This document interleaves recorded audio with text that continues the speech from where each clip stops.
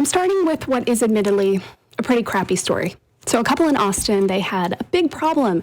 Somebody kept coming and stealing the packages off their porch. It wasn't just them, it was happening all over their neighborhood. Ooh. So one day they thought, I'm gonna get back at these people. And they put out a box of dirty diapers. So Ew. they see not long after, they come back with the box, open up the diapers, and spread the contents all over their front door. Oh, no. Then it gets worse. They came back about half an hour later with a bunch of cow manure, which they spread all over the porch, rubbed all over their cars. Oh, come on. Yeah. Then they called the police. Now there's a detective working on the case. You want to hear a poop joke? Sure. Never mind, it stinks. Oh. On that classy note, welcome to Tech Refresh. I'm Allie, Komando.com content queen, filling in for Kim Komando. As always, I'm here with Matt, our magnificent millennial, our trusty internet scout. Matt, what do you have for us today? Today I'll be talking about NASA's impact with an asteroid, the best streaming services for all your sports, and some millennial thoughts. Millennial thoughts. Look at that. Thoughts. All right. I am going to talk about maybe finally an end to all those spam texts. Oof. I have also got a good tip for you, inspired by one of our listeners. All right. Today's show is a little different than normal. Yes, Kim is not here, but also we're taking a break from trivia because Matt sadly just lost our big contest. Yes. I feel like you need a week to just process that you're going to have to eat those olives. Yeah, it's going to be a rough one. Yeah, Matt lost. If you missed, the last however many tech refreshes, Matt lost our trivia contest. His booby prize, he has to eat an entire can of olives with the liquid. Ew. Doesn't sound that bad to me. Matt hates olives, Ew. so yeah. You should see his face right now. Yeah. I'm also excited because you have a riddle for us today. I do. Which is a nice change. All right, that's coming up soon. And a little bit later, we have a special guest. I'm sure you've heard his name on Kim's national radio show. His name is Rico. He is a digital forensics expert. He deals with scammers, malware, ransomware, every kind of ware out there. And he has a pretty wild story to share with us. First, though, we've got the news. And Matt, I'm so excited. The spaceman is back. Yes, I am very excited. This is a really cool story. Do you remember the movie Armageddon? There's an asteroid hurling towards Earth, and they send up astronauts to blow it up before it impacts the Earth and kills everybody, right? I just think of Aerosmith, but yes. Yes, of course. Well, they are testing that in real life. This is called the DART mission, or the Double Asteroid Redirection Test. And this is going to be pretty science heavy, so let's stay with me here. Okay. Basically what happened was they wanted to test if they were able to crash a satellite into a meteorite, would it change its trajectory? They being NASA, right? Not just some random guys. No, it wasn't just some guy in the backyard. It was NASA, right? So the plan was that they would send this tiny, it's about the size of a golf cart. It weighs 1,300 pounds, and they were going to send it on this 10-month mission towards the asteroid Dimorphos. And this is a double asteroid. It's a single asteroid that rotates around another one, right? And so it was smaller, gave them the opportunity to try to hit it because it was so small. They can test out this theory. This wasn't like actually hurtling toward Earth, right? No, this is Just a out test. there. Exactly. Okay. Exactly. Cool. It is 7 million miles away from the Earth. It Just is, a bit of a detour. Right. And it was its closest crossing to Earth in 58 years, so it won't come this close to Earth for another 58 years. So this is their opportunity to test it out, and this is the perfect one. So like I said, it was the size of a golf cart, weighed 1,300 pounds, and when it collided with the asteroid, it was going 1,400 miles per hour. Wow. So that's pretty fast. And the 1,400 or 14,000? 14,000. Wow. Yeah, Okay. 14,000 miles per hour. Now, this mission cost $325 million to complete. When it was first projected back in 2006, it was said that it was cost $125 million. So it was triple the cost, right? Now, the mission went perfectly. They had 21 contingency plans that they didn't have to use. They didn't have any problems. The big thing is, at the very end, there were photos taken afterwards, and there's a sizable crater where it impacted, but they're not quite sure if they succeeded, if they will be able to actually change the trajectory of the asteroid. So it'll take some time to see. Okay, so the point was we're going to send this golf cart, essentially. We're going to send it at this asteroid to see if we can knock it off course. Correct. My first question is, not really a question, but doesn't that seem small? But I guess that's the whole point, right? Like, how small of a thing can we send at an asteroid? Right. The idea is that if you can hit it far enough away from Earth and just barely barely nudge it, then it will change the trajectory completely and get it off course to collide with Earth. Gotcha, because the distance is just so far. Exactly. Yeah. Well, when and how can they even tell if this was successful? NASA actually is tracking over 5 million asteroids at any given time, and they have over 300 asteroids that they watch very closely that could impact with Earth. So they are studying things that are 5, 10, 15, 25 years out to make sure that they can predict these things. That's when we see those headlines that are like, massive asteroid on target for Earth. And then, the next day it's like, it missed us again. Yeah. Oh, look at us. Yeah, they know what's going to happen. I don't think this new idea of playing darts in space is going to work. Why not? There's just no atmosphere. Ooh. Oh, man. Oh, man. Sorry, Kim. That was for you. Okay, my turn. Spam texts. I get a lot of them. Do you? Of course, like 4 a day at least. Yeah. Most end up in my spam folder, which is nice. Like they pop up for a second and then they just go to spam. And maybe you, like me, have wondered, why isn't anybody doing anything about this? Right. We always hear about robocalls, but finally they are, and they in this case is the FCC. So reports of spam texts are way up every year. It's just exponentially up, right? Mm-hmm. And the clever ones can actually cost you a lot of money. It's not just annoying. It's like, these are really harmful. Numbers from 2020 say that Americans lost $86 million to spam text messages. That's a lot. It's a lot of money. And finally, the FCC is going to start cracking down on these, just like robocalls. And yes, you may be saying, all right, all they've done for robocalls, I still get robocalls. And that's true. But there aren't as many, and, a lot more I at least see on my phone all the time. At least it pops up with scam likely. Yeah, sure. Instead of actually getting through to me. The FCC has a few ideas about how to stop all these text messages, and one is actually requiring cell phone providers to block texts from numbers that they've marked as illegal or fraudulent just at the carrier level so that they never get to your phone in the first place, which sounds really nice, not having to opt in or out. And yes, again, you're thinking, we all hate spam text, so why hasn't this stopped? Why hasn't a law been passed? Why hasn't something been done to stop this sooner? Yeah. You can guess if you think about it. Elected officials, they don't want to vote on this because they want to be able to text you too. Sure. And they don't want to get sued for it. There's a lawyer, her name is Margot Sanders. She works for the National Consumer Law Center, and she said, yeah, politicians themselves want to be able to send these texts without being sued. Of course. The only other thing I get more than spam texts are political texts. So. There you go. Well, at least we've got the FCC on our side for this one. Just like with robocalls, though, it's going to be a long process, and there are many steps to the process. And yes, I know, it's a little bit of a bummer because it's going to take time for us to see what actually comes from this. So let's pivot. Let's do something fun. Matt, you have a riddle for us. I do. This is a really good one. Okay. What is seen in the middle of March and April that can't be seen at the end of either month? I'll do it one more time. What is seen in the middle of March and April that can't be seen at the beginning or end of either month? So we'll give you the answer at the end of the podcast. Oh, okay. My brain's going to be ticking. You'll have to remind us of it later, too. All right. Okay. After the break, we have some tech tips to make your life better. I'm going to tell you how to get your address and your phone number off of the internet. And Matt has the answer if you are the person that hasn't given up cable yet because you're a sports fan. A little bit later, we have Rico Danielson on to talk to us about just an absolutely wild LinkedIn scam that I think everybody should be warned about. Yeah. Stay right where you are. Right. Okay. Next up, we're going to do the tips. Cool.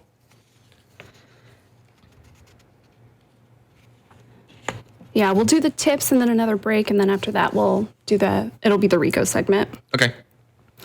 Okay. Sweet. Welcome back to Tech Refresh, your fun show about all things. Start that over. Welcome back to Tech Refresh, your fun show about all things digital. One thing I really love is hearing from you. Yes, you listening. This is a note we got from Pam. I love all your podcasts and newsletters.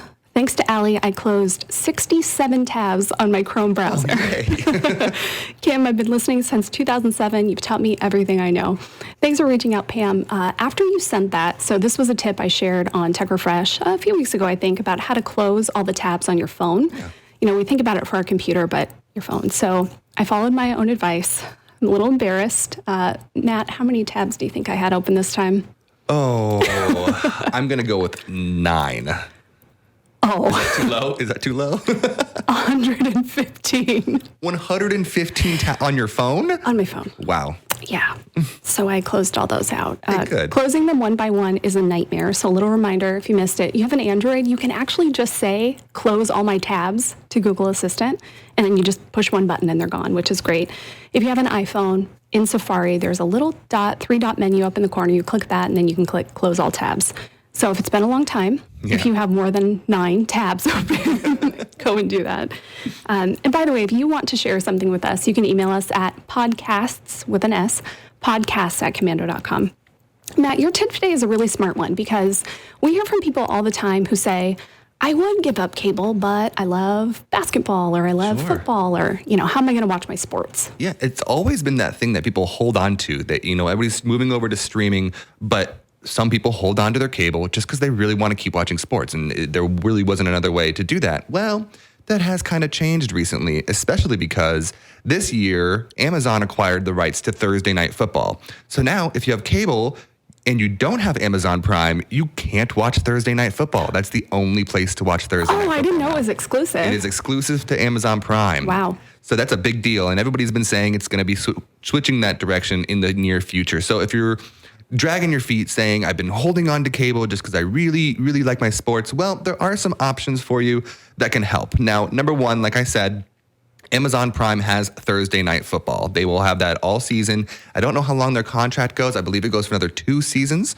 Okay. But that's the exclusive way to watch that. Now, Monday Night Football is on ESPN. And if you have cable, you can still get that. But if you are only interested in Monday Night Football for some reason, maybe it's just the one that you like, you could get the Disney Plus, ESPN Plus bundle. And that way you can watch that Monday Night Football game. Now, if you're wanting to watch every game and you're interested in football, one of the best ones is YouTube TV. This is what I use to watch my football and my sports.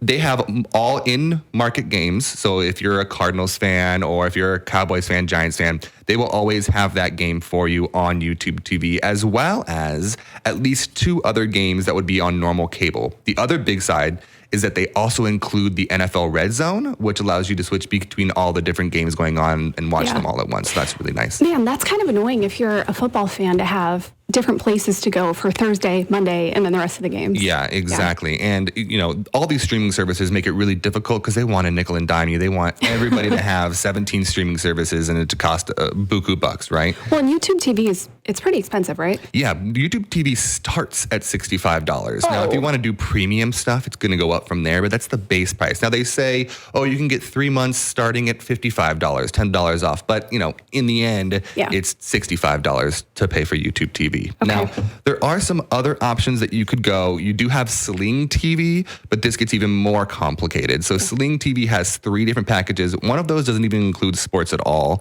And then the other one, there's the blue package, which is just NCAA football, no NFL. Great. And then there's the black package, which is just NFL, no NCAA basketball. So if you're interested in both college and the NFL, you got to buy 2 packages, each of which are $35 a month. Okay, so we're going to go YouTube. Yeah, YouTube TV. And now if you're into other sports, of course, there's sports other than football, hockey, baseball, basketball. One of the best ones is called Bally's Sports. Now, each individual city has their own Bally's Sports station, and they have their own Bally's Sports Plus, which allows you to watch any of those local games for those sports, and that's $25 a month.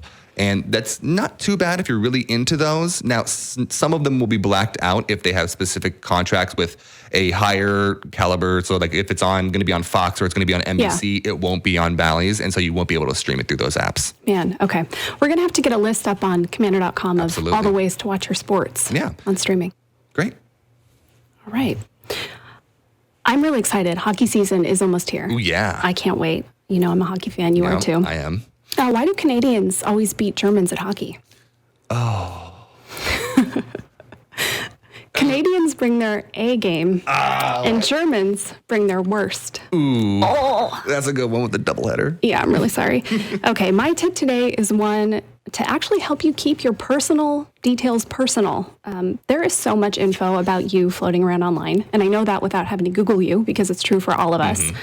That's why we have a series going on Komando.com called Opt Out Tuesday. Yes, we have talked about it before, but if you haven't gone and checked it out, you really, really should. So these data broker sites, in order to stay in business, they have to give you a way to opt out. Now, these are the sites that have, every address you've ever lived at, every phone number you've ever had. They probably have your mom and, all of your relatives and people that your connections. And that's just creepy, right? Yeah, Having all that stuff out there.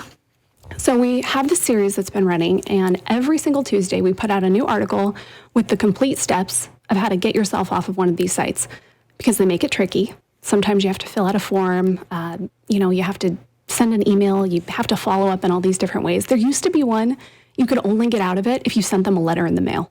Now they have a digital option, but, they make it hard. So go over to Komando.com, search for Opt Out Tuesday, and we have 20 of these up right now. 20 sounds like a lot. You don't have to do them all. I really think, just go do a couple and you're going to be better off. A couple of the big ones I think you should do. Been verified. That is a big one. And they actually control a bunch of the other people search sites. So if you do that one, you're going to get yourself off of the other sites as well. So go to Komando.com, search for Been Verified. And if that's all you do, you're going to be a little safer online. All right, stick around. We have got our buddy Rico up next to tell us about this crazy LinkedIn scam. And don't forget the answer to Matt's riddle. All that and more coming up on Tech Refresh. All right, welcome back to Tech Refresh. We have a really special guest today. He's a friend of the show. His name is Rico Danielson. You might have heard him on Kim's show before. And he is a digital forensics expert, which sounds very fancy. Rico, when you talk to people who don't know anything about tech, how do you describe what you do? So basically, if there's a crime that happened or an incident that happens, we are the first person and the last person you call. We show up, we're the first to go, last to know, and we're your first responder. We jump in there and we just put the whole puzzle piece together. We make sense of what happened, and we make sense of a mess, and we just try to help you pave a path forward. So. Yeah.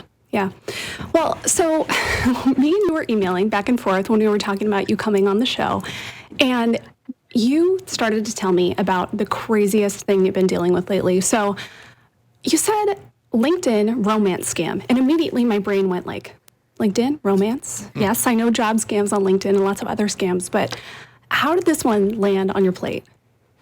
Yeah, so I had been doing a lot of social media investigations, a lot of social media forensics, spoofing, smurfing, and stuff like that. And I was like, all right, so let's take a look here. Smurfing? Smurfing. Yeah, so you have smurfing, right, which is the identity of using something else, and then muling, which is basically you have a mule that takes you through the cyber program or the cyber whatever it is. So you have different things that actually quantify and qualify you getting through the it's called the attack kill chain process. So okay. It really depends how you get through it. Yeah. So if I lose y'all, I truly apologize. No. Smurfing is a new term to me, and I bet to all our friends listening. All right. So what happened? You got an email from somebody, or they reached out? So I got reached out by somebody. It was a very, very high level, sophisticated executive, right? Somebody with 3 letters behind their name, CFO, and it was a female. And this person called me and was like, "Hey, Rico, I'm in a pretty bad spot. I need some help here. Can you help me get in the right direction?" And as we started diving into it, there was this person had been reached out by a threat actor on LinkedIn. And this threat actor was notorious, and actually their MO was to target executive level women who were CFOs, CEOs, senior executive council, board members, and stuff like that. And this threat actor, which wound up being in Hungary and Bulgaria, had a very, very good knack of developing relationships like, "Hey, honey, how are you? I love you. You look beautiful," and just kind of placated, not necessarily on the weaknesses, but more so the insecurities, some of us do have. Yeah. And what wound up happening is this person wound up getting kind of entangled. And mind you, this was over a year process. Wow. Yeah. So let's go back to the beginning. So how did this start? I can't imagine it starts on LinkedIn like a dating app where it's like, "Hey, baby, let's get together." Does it really? Yeah. So This person said, "Hey, I love this." This is the original message. Yeah. "You're such a brilliant and amazing thought leader." That's how it started. Sounds very LinkedIn, thought leader. Yep.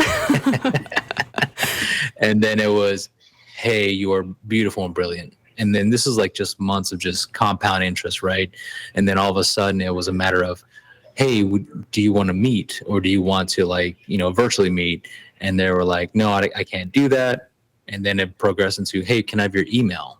Mm. And then that's the worst thing you could do is give your personal email out, right? Right. And then it wound up into like, then the threat actor actually started traversing to figure out where the business demarc was, which is, where's her business connection? And then started figuring out, okay, she's with this, mortgage firm, right? I'm going to go ahead and start targeting that. And so simultaneously, this threat actor was actually hitting her up and the financial firm up, trying to, penetrate the financial firm. Wow. And then also, penetrate her personal business. Right.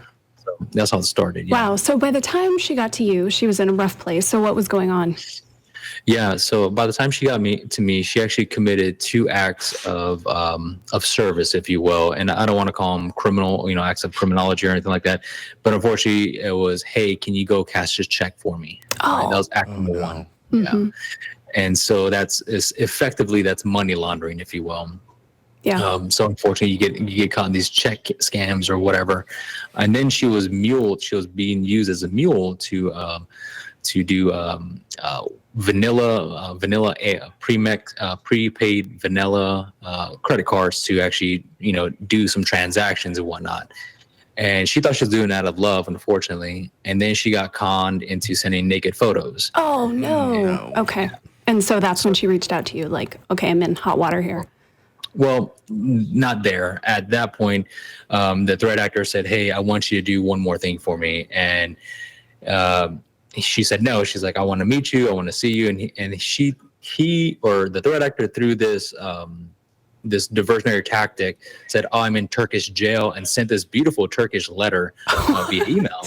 And so that was actually great to us. And I'm like, hey, actually, I've been to Turkey. I actually know the incarceration system over there very well, because, you work with programs over there and like Interpol. Yeah. And so one of 2 things, I reached out to a Turkish police friend of mine, and I was like, hey, is this yours?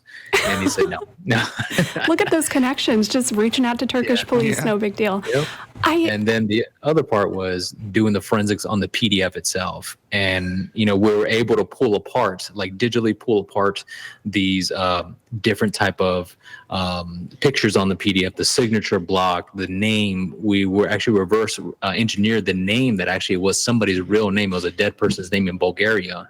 And then on top of that, we were actually able to find the metadata and also the IP addresses and the coordinate locations within the pictures that they were pulled from. Wow.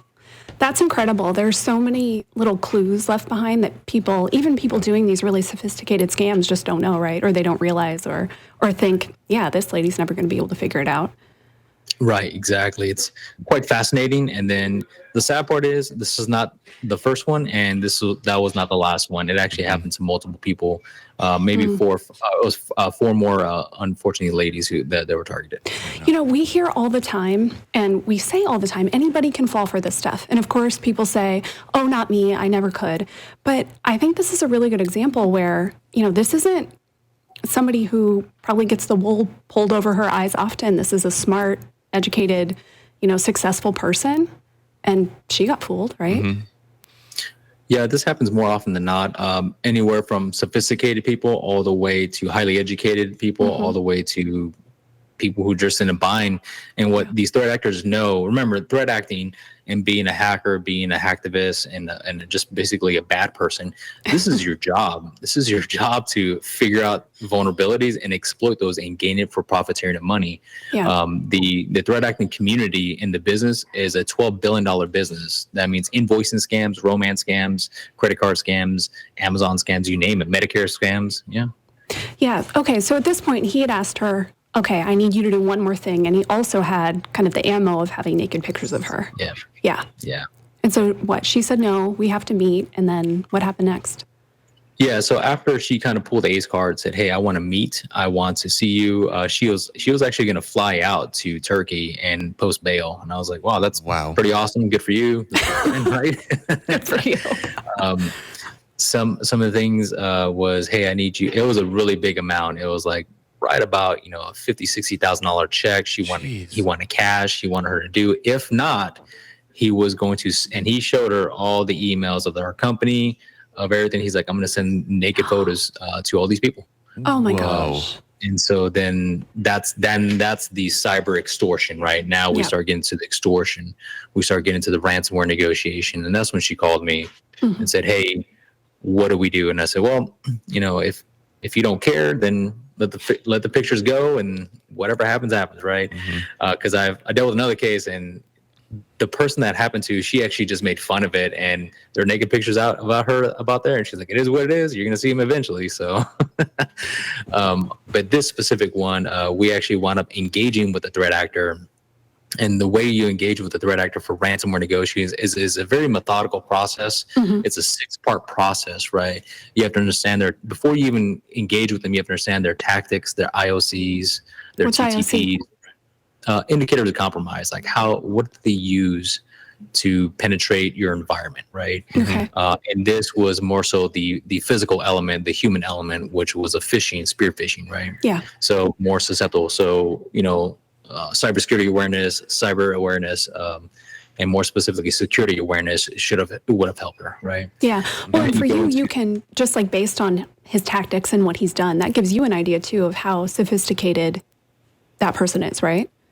Yeah, absolutely. It depends. Yeah, it depends on where they are in the kill chain, because in the kill chain you have 19 steps and 19 avenues you can attack somebody. Okay, and I don't make this up. This is a framework we all work off of. Yeah. What's kill chain? So this is like super cool, but I don't have a kill chain in my back pocket. Is kill chain like the scam process, basically? No. So there's a organization out there, a nonprofit organization that actually created the cyber attack kill chain. Oh. And basically there's reconnaissance phase, infiltration phase, exfiltration, and it shows you each individual way how it's done. And so the premise behind it is not to give fuel to the bad guys, but it's actually to give education and awareness to the good guys. Yeah. Okay. So you started talking to him. Was this through like her email? How do you do this? Yeah, so I asked for the email, and then I also asked for a phone number, right? Okay. And so what I did is I actually went to I went to Walmart. I got myself a Trace phone. And the reason I love Trace phones is because the government actually has a back-end hook to their system, so they can subpoena the records all they want, right? So what I did is I got a Trace phone. It was an iPhone. I just downloaded WhatsApp. All the ones we're used to, Telegram, Telegraph, Voxer, whatever. The ones we know threat actors use. And they said, hey, would you please communicate with me on this channel? Okay. And so when we went to that channel, I was able to get a username. Right. Boom. So because threat actors, they hate sophisticating things. They like to streamline things. So immediately I said, okay, I searched and kind of did a dark web search on the user threat actor's name. And I was like, okay, I know who this is. Wow. Wow. Yep. And it was a mid-aged person in Hungary, Bulgaria, which went back and forth. And their whole job, their whole life, they had spent time in jail before for, crime of fraud and scams, and they're just career criminals. Wow. Yeah. So we started threat acting. We started doing the ransomware negotiation, and at first he was like, I want $1 million. I'm like, of course you want $1 million. Of course. This is how I know you're an amateur, right? Yeah. So you want $1 million, fantastic. And we said, well, what do you think you have? We're going through the phases of incident response, ransomware negotiation very rapidly. But, at the end of the day, it's like you have to figure out how you're going to communicate with them, what tone. Remember, they're in the business of business, right? So we have to figure that out. And then, but the aspect of it is the proof of life. This is much like ransomware and hostage negotiation is the same thing. I need to know who I'm dealing with. Back in the day when I did one hostage negotiation, you had to ask, hey, show me the proof of life, show me the person still alive. This is no different. Show me the data that you think you have, and then we come to terms. This guy didn't have much. All he has is a bunch of naked photos. And I was like, okay. And then had maybe a credit card or two, which was, you're not going to attract FBI's attention. You're not going to attract local law enforcement or Interpol. So I was like, look, man, hey, but he did have some business information, some pretty intellectual, and the business impact, if he would have released it, would have made a massive mess, right? Okay. So it was a big deal. It wasn't just like in the other case you said where the woman said, well, it's just, they're naked pictures. I don't want people to see them, but if they do, okay. In this case, it was a little different.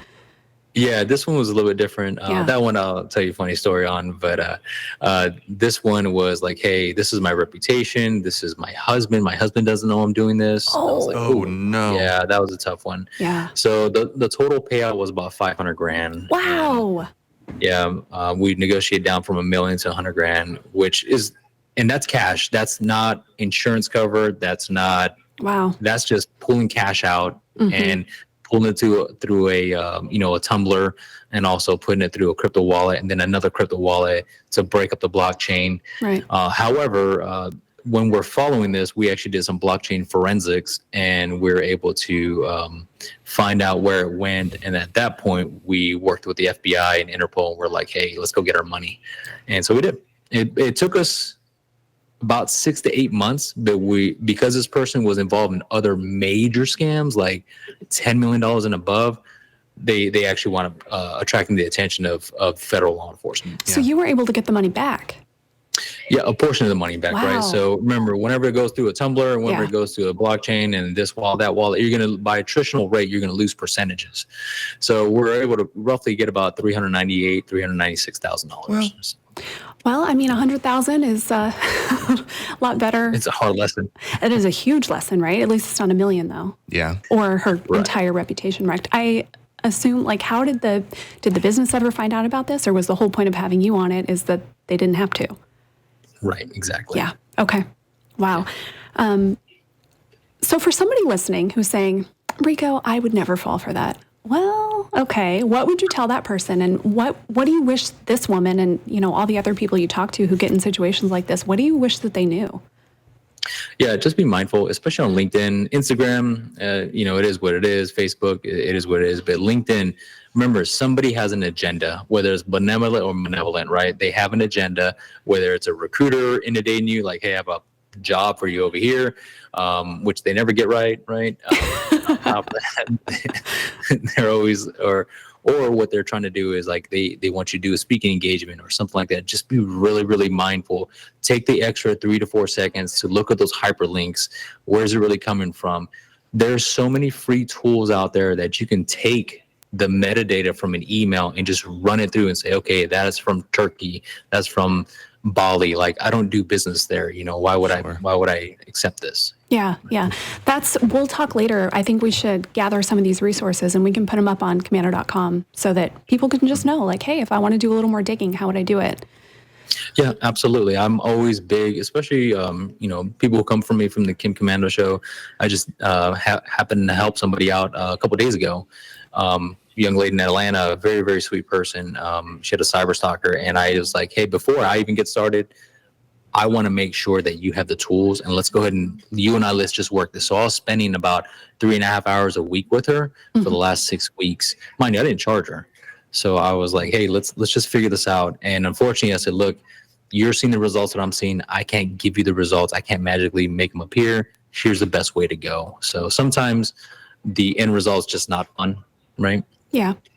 Well, and in this case, right, she had to pay all that money. And yeah, she got some of it back. But man, what a mess that I'm sure months and months and months of stress and panic and you name it. Yeah, I'm very happy that there was no outside leakage of the incident. It just pertained to her, and the federal law enforcement and the attorney that was involved. And I hope the person learned a valuable lesson. Yeah, for sure. I hope so too. Yeah, it's hard to imagine she didn't. Okay, so the moral of the story here is if someone reaches out to you on LinkedIn, they have a motive, right? It might be a good motive, it might be a bad motive, but read it twice, read it with your most critical eye and try to decide, like, okay, is this legit?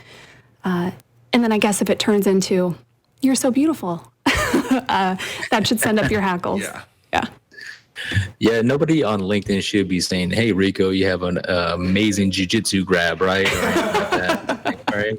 That's kind of weird. Like, I'm actually going to get on LinkedIn, so I'm going to go send you that message right now. Okay, and then the other big lesson, I think, don't send naked pictures. Probably just ever, right? I would never recommend, especially on, those are private, right? You don't ever want to do that. One. Number two, being a digital forensics expert, we recover stuff, even if it's a thumbnail, like we recover it all the way back. I was able to recover stuff from 1998 at one point. Wow. And I was like, man, like the stuff you're going to see doesn't surprise me anymore because there's so much metadata everywhere that I would never recommend sending a naked picture, or even better yet, a video. A video is even worse. Oof. Okay. All right. Noted. Everyone note that, right? we're not going to send naked pictures. Good. All right, Rico, is there anything else that you want to share with us? Just be mindful when you're out there, especially given the current circumstance in the world right now. You have a current war going on, so threat actors are on the heightened alert, and they're actually letting everybody have it. It doesn't matter whether you're Ukrainian, Russian, it doesn't matter. It's like everyone's getting it. So just be mindful of it. It is tax season coming up here real soon, so you can see a lot of invoice tax season coming up as well. Dating apps, just be mindful of those. And then LinkedIn, please just be mindful of those. All right. Thanks for the advice. And as always, wonderful to talk with you. Rock and roll. Thanks, guys. All right. Thank you. All right, next up, Matt has that riddle answer that we've been waiting for, and we're going to talk about a few things that our generation, millennials, are the last to experience. Don't worry, it's going to make you nostalgic, even if you're not a millennial. That's coming up here on Tech Refresh. Okay. Are we doing the millennial thing first or the riddle answer first? The millennial thing. Okay. Welcome back to Tech Refresh. This has been a big episode. Yeah. Asteroids and football and naked pictures. Oof. Oh my. Before we get to the riddle, Matt, it's time to put on your Internet Scout hat. Yeah. What are we talking about this week? I saw a few of these articles that were talking about how when millennials die, there will be some memories that die with them. And as the grim. I know.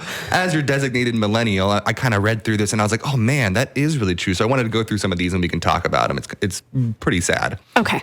The very first one, a memory of the world without the internet. I remember being a kid and there was, you had no internet. My dad had a computer, but I had CD discs that I would put in and play a game on the computer, but it didn't even have internet on it, right?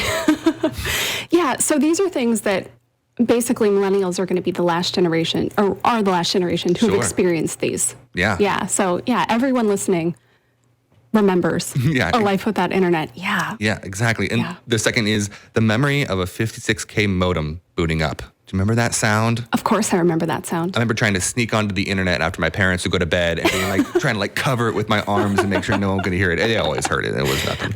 Remember the just massive stacks of AOL discs everywhere? That reminds me of that too. I don't think we got internet, actual broadband internet, until 2002, because all we would do is get the box of cereal with the AOL disc in it. They were in everything. Everything. You could go get a burger and you look in your bag and there's 8 AOL discs in there. They're just giving them away. Yeah. The next one is knowing what a floppy disk is. Today's kids don't use floppy disks? Oh, no. I remember my cousins, when I would go over to their house, they would have these boxes, and you would open up this big plastic box, and there would just be rows and rows and rows of floppy disks with, games on them that were, 2-bit, right? Oh, yeah. I know. That is nostalgic. They were, primary colors. And, exactly. Yeah, I miss those. The next one is having to remember somebody's phone number. Whoa. I know. I still remember my childhood best friend's home phone number. It's still in here. It's still in my head. Yeah. Do you know many phone numbers now? I know my parents' phone number for emergencies. For emergencies. Do you know your fiance's phone number? I do not, actually. I really don't. But it's on my dog's collar, so I always know that if he's with me, I got her number. Okay, so you either have to have your phone or your dog, and then you can contact your fiance. Exactly. I think you should take on a project to memorize her phone number. I probably should. Yeah, just in case. Okay. All right, and the final one is a two-parter. Waiting for your favorite song to come on the radio and trying to press record right as it comes on. So you could have a copy of it? Yeah, exactly. Or even calling to request a song on the radio. Oh, yeah. Just so you could record it so you could have it on a tape. Yeah, of them saying your name on the radio. Exactly. Yeah.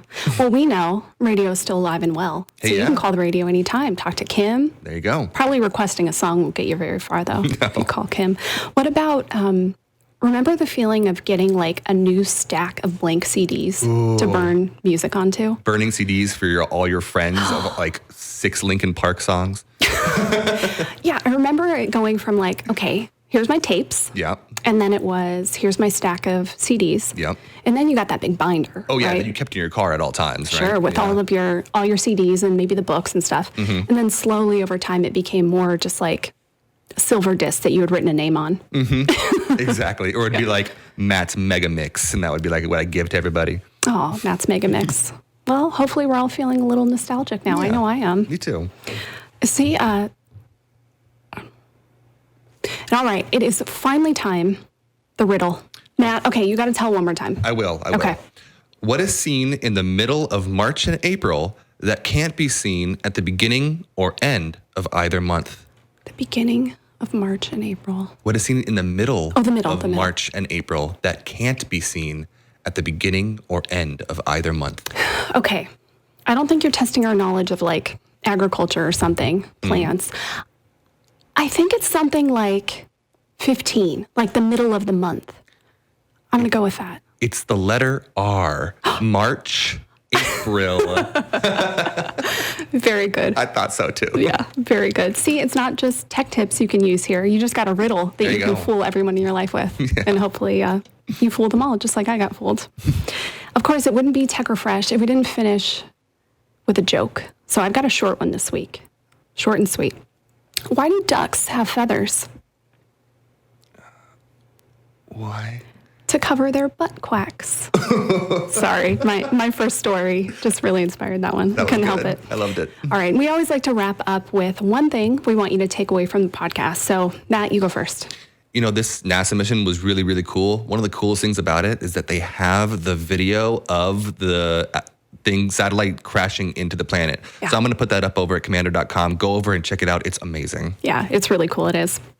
All right, my advice, go over to komando.com. So Tech Refresh only happens once a week, but we are writing tech news, smart tips, all kinds of great stuff 7 days a week. So go over to the website, and at the top, there's a button that says Get Newsletters. If you click that, pick a couple. Matt, which one do you recommend people start with? You know, my favorite is the Great Stuff newsletter. If you like cool apps, cool games, little tricks to use in Excel or Word, this is the newsletter for you. Yeah, it's a good one. I'm going to say sign up for The Current. It comes out twice a week. It's an awesome newsletter. It kind of really reminds me of this podcast. We have a lot of fun with it. Yeah. Yeah. All right.